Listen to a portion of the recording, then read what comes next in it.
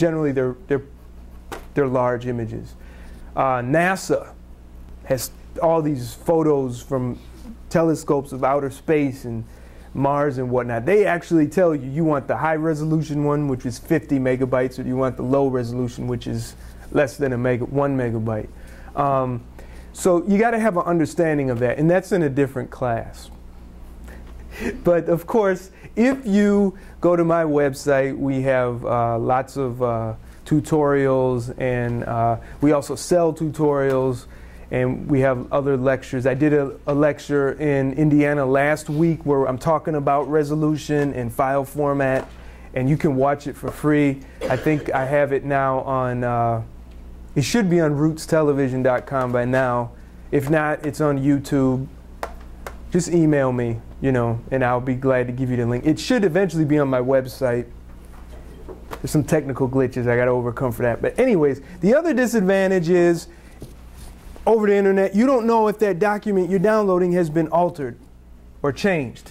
And it's so easy. I mean, you don't even have to be crooked and deceitful to just change something when you put it on the internet.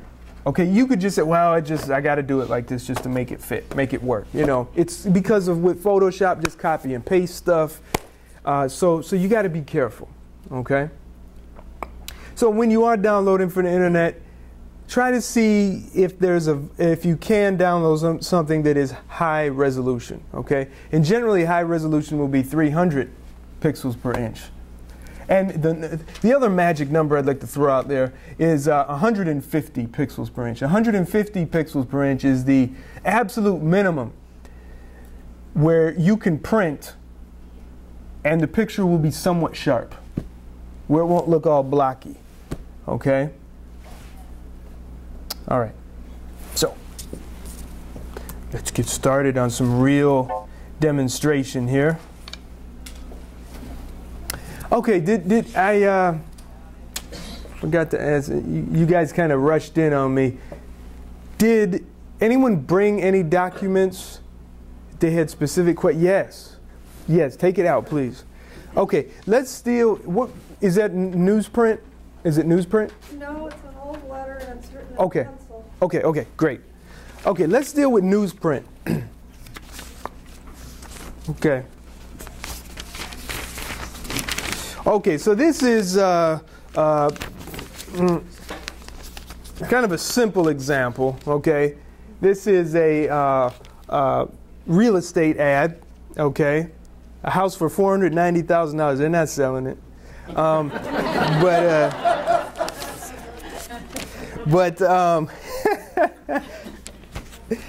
You ever notice when you scan something from a newspaper, it doesn't quite look like what you could see it was? You notice that? Yes? No? It's kind of strange looking. Okay. Well, let's see. Let's see what happens. I've got my scanner here. Okay. I hit the preview button here. So newsprint is the, how can I say, it's the absolute worst kind of paper to print on. It's like printing on garbage, you know, it's just, you're right. So, you know, the pictures aren't going to have a lot of richness. The text isn't always going to be very sharp. But, you know, so you don't expect to make a beautiful image from scanning a picture from a newspaper, okay? Yeah, I always, yeah, I don't want to do that to you. I'm seeing your head start to go like this. Upside down and backwards. And you know, this scanner always gets me with that because it's got the arrow pointing. I'm thinking, okay, the arrow means I have to, whatever. Okay.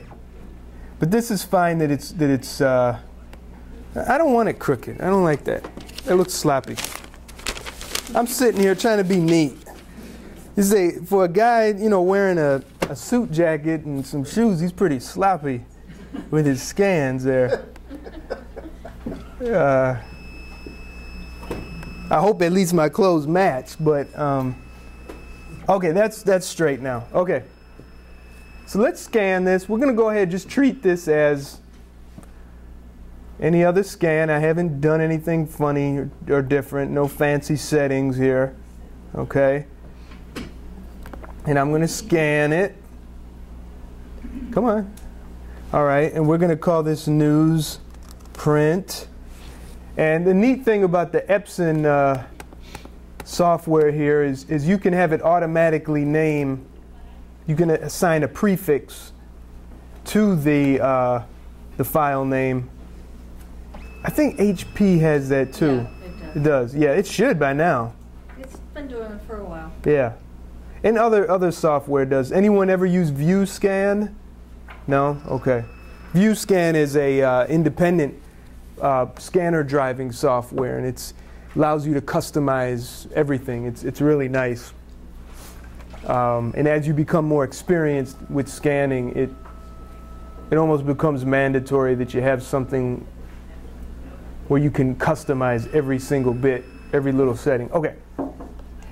Now, I'd like to view this picture with Adobe Photoshop. Okay. Now, once you scan something, you don't have to have Photoshop to look at it, to work on it. You can use other programs, PaintShop Pro or Picasa, I think is one. Picture It.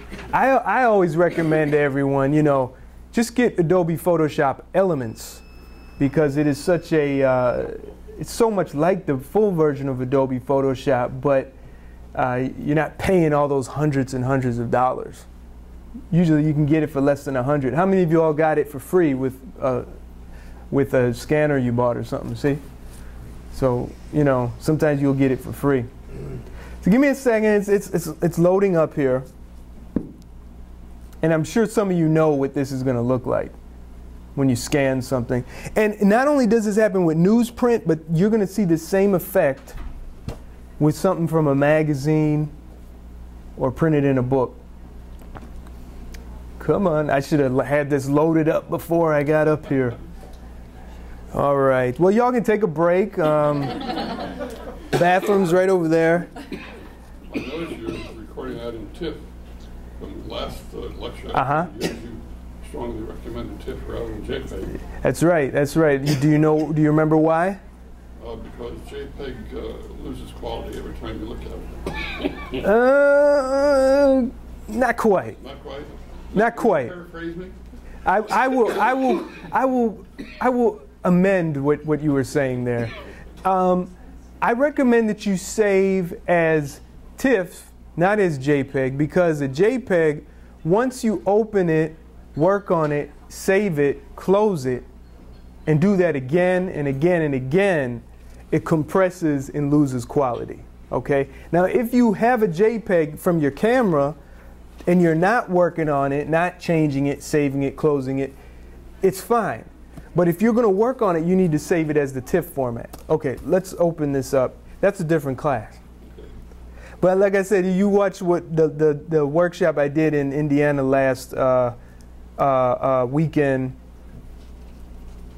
or some of the others that I have, you'll be set. And if you get my book, I give you all the specifics, and that's available at the table. But you don't have to buy it. I'm not here to sell anything. That was a joke. Okay. This is what they usually look like when you scan them out of a newspaper. See all those dots and that screen and that pattern? It's like a checker pattern. Well, and with color images, it's even worse, because the reason why you see that is photographs, okay, have to be, how can I say, reinterpreted for press. Anytime they're printed on a press, okay, they can't take a photograph and print it just like it is on press. Otherwise, it would all blotch up. It would block up, and it'd look like, you ever seen a photocopy of a photo? That's how it would look, okay? So what they do is they break it up into dots. And these dots have different, how can I say, intensities of ink. So the dots will be smaller for the areas in the white part where the snow is, and the dots will be a little bigger in the area that are dark. And if you zoom in, you can kind of see that, and it's exaggerated by the scanner. You see, because the scanner goes a little crazy with that, okay? And that doesn't always look nice, especially when you compare it to this. So let me zoom in one more time. For this one, zoom in here. Okay, so here we go, before, after. Before, after. Okay, do you see a difference? Okay, that's because I used a filter in the scanner. And I'll show you what filter that is. It's called the de-screening filter. All right, and it gets rid of the screen that you see. And I zoomed in right here, okay? And when you check it, most scanner software allows you to choose, well, what kind of screen is it? Is it based on 85 lines per inch, 133, or 175? We don't have enough time to get into what exactly that means, but if it's a newspaper, go at 85. If it comes out of a magazine, go at 133. Fine prints, that's fine. That would be if you had something that was what you call limited edition prints of some artwork or something. That's generally what that is good for. And that photography books. What's that? A lot of good, coffee table. Coffee table books. Yeah. I've noticed it still does good with magazine on that. But yeah, you're right. And by the way, the longer the heavier the de-screening is, the longer it takes to scan. Because what's happening is the scanner is actually slightly blurring the picture. Okay. Now, look at this though. Because I de-screened for the sake of the image, I actually, if you look at the text, and I think maybe this will help you, Karen, is the text is also blurred. Okay. Now, if your scanner is doing everything automatically for you, you got to be able to turn that automatic off so that you can get this part right. So what I would do in this case, let's just say this real estate ad is telling everything you want to know about this house. And it's really important that it looks as perfect as possible. What I would do is I would scan it with the de-screening and without, just like you saw me do. And I would simply, in Photoshop or Photoshop Elements or Paint Shop Pro, I would get a selection tool like the rectangular marquee tool. Select the image of the de-screened one, okay? And this is critical if you're going to be scanning pages out of a book that has images and text, okay? And then paste that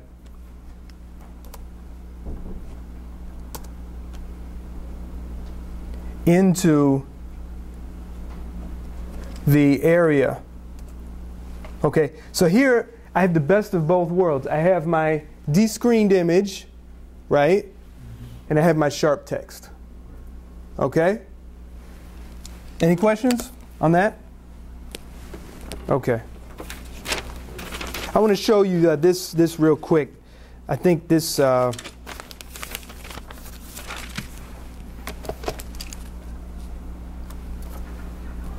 gentleman here. Oh my, I shouldn't have moved it. Okay.